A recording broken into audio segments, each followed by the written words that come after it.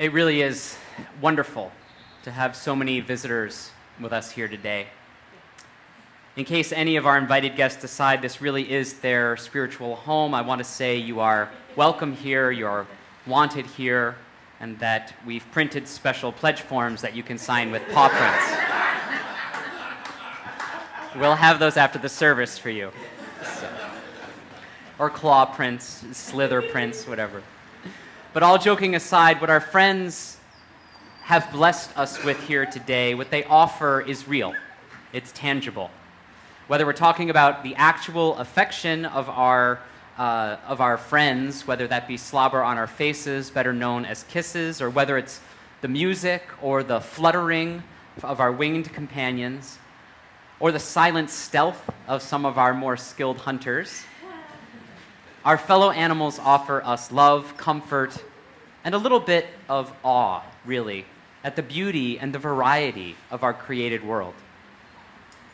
I recall feeling some awe at animals pretty early in my life.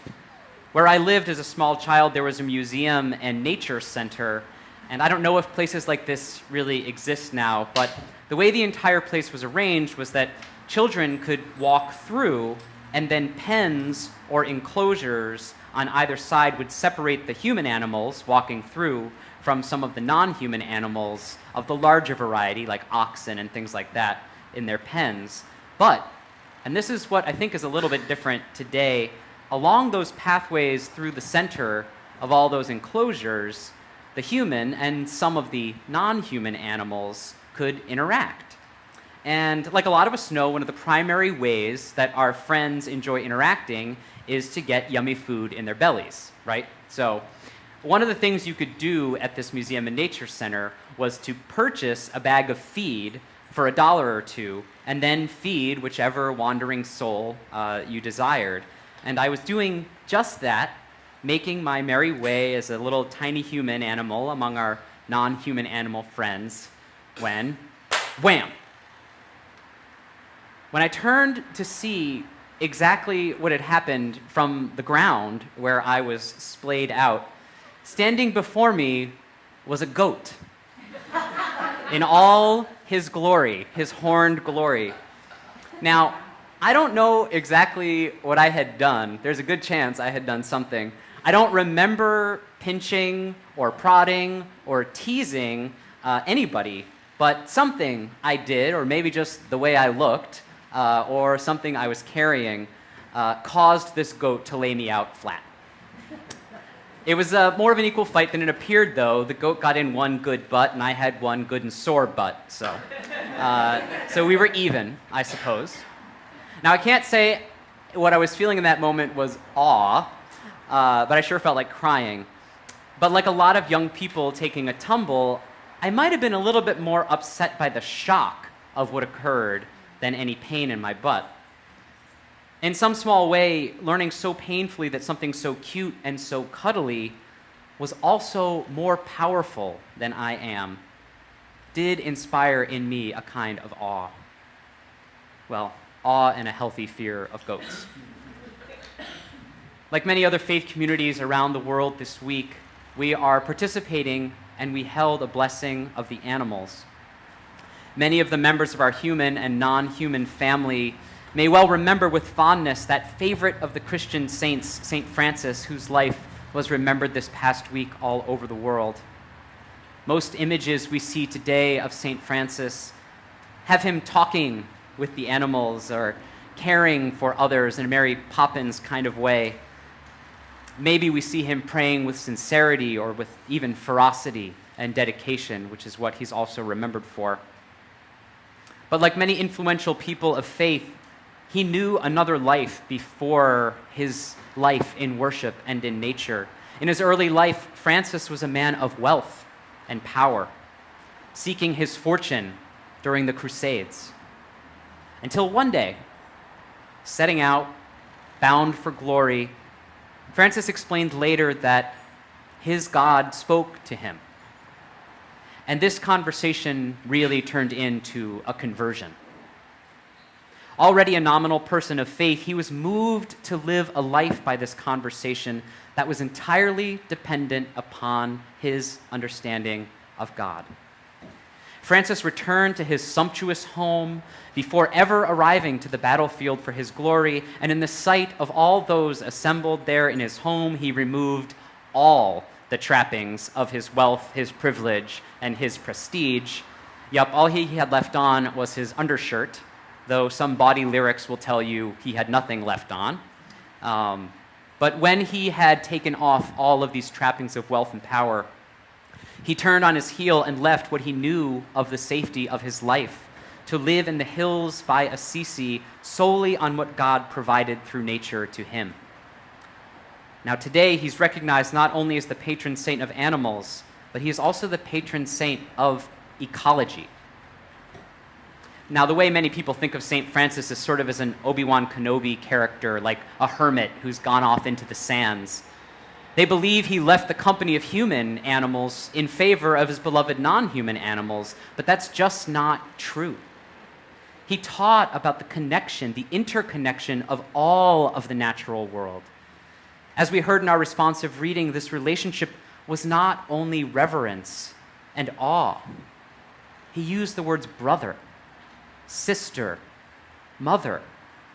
His relationship to the natural world was one of inclusion, like a sibling or a child, not seclusion. He recognized and worshiped that he shared the very makeup, the very being with the stars, the sun, the moon, and the raging rivers. These were family to him.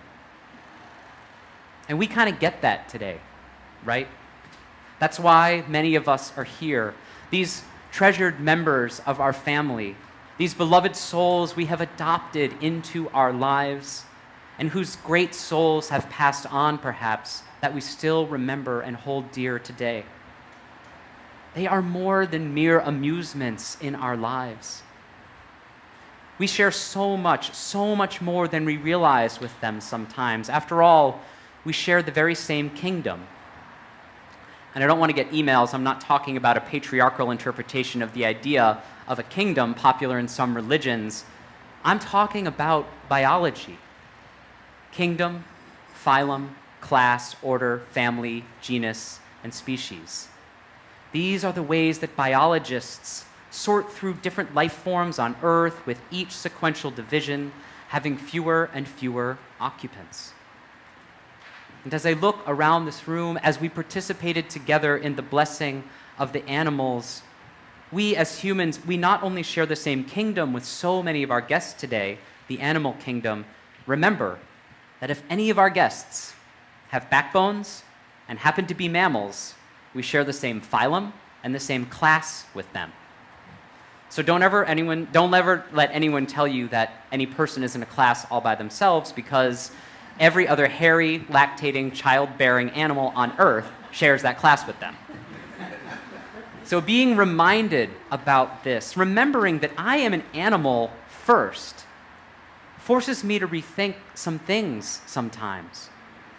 And one of the things that comes up for me over and over is how painfully separated many humans are from this biological fact that we are animals. How many of us forget to eat sometimes and get in a fight over it? We are animals and need to be fed. In our reading today, May Swenson makes so clear that packed into our cars, then packed into lanes on a highway and herded into traffic — I'm sure no one's had that experience in Honolulu — we are as much a migrating herd of animals as her free-roaming bison ever were. Even in the ways we think we are so ingenious, so special, so different, we find ways right back to our animal nature. You may not know this, but in our very own building, you don't have to look farther than the front door and the sign prohibiting animals in the building to see how completely we can disassociate from our own animal nature. It says animals are not allowed in the church.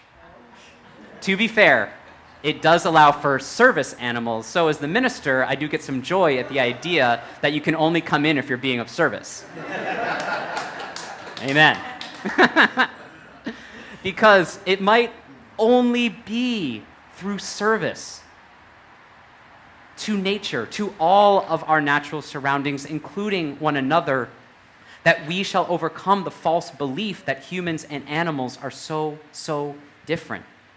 It might only be through embracing the kinship of all the lives that make up the interconnected web of existence that we shall overcome the threats to our ecosystem that are products of human self-importance.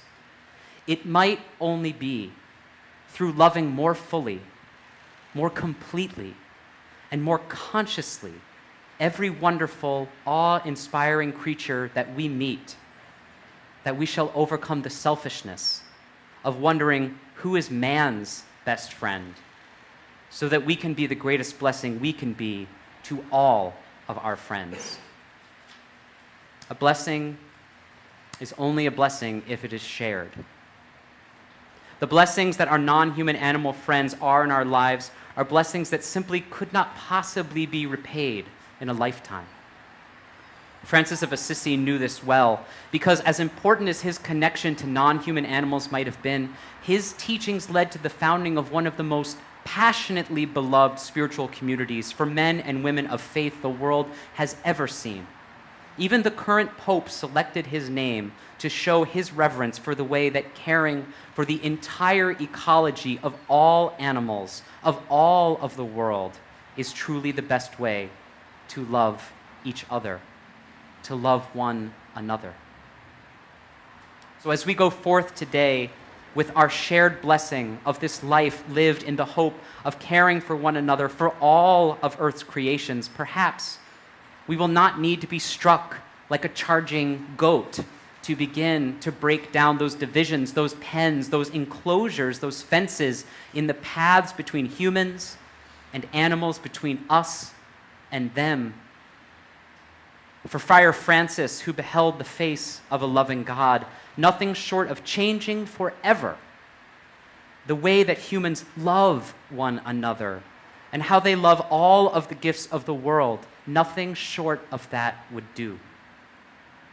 Love without boundaries of us and them. Love without concern for yesterday or tomorrow. Love that looks into your soul like it is the only soul it has ever seen. Unconditional love. For so many, that is the love we know from our friends today. Our cats, our dogs, our birds, our oxen, and all of the awe-inspiring, love-giving friends that we have. Yes, even our goats. Wait in the expectant hope together that we together might worry less about who is man's best friend and learn how it is, as we said, that we might be nature's best friend. May it ever be so. Blessed be. In closing, together, let us remember the words so often attributed to St. Francis as part of the prayer of St. Francis, and number 702 in our own hymnal. Where hate rules, let us bring love. Where sorrow, joy. Let us strive more to comfort others than to be comforted, to understand others than to be understood, to love others more than to be loved. For it is in giving that we receive, and in pardoning that we are pardoned. And may it ever be so. Amen.